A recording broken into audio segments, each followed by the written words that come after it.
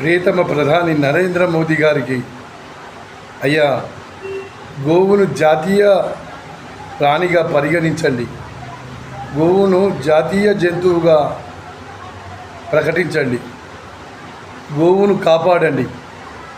మానవ మనుగడకు ఈ జాతికి మొత్తానికి కూడా గోమాత అమ్మ తర్వాత అమ్మ లాంటిది.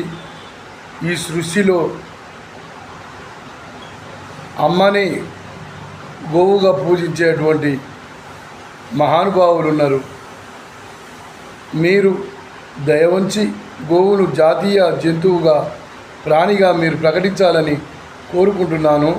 ప్రధానమంత్రి గారు ఈ పుణ్యం చేయండి, ఈ ఒక్క పుణ్యం కట్టుకోండి, ప్రపంచంలో ఉన్న గోవులని కాపాడండి.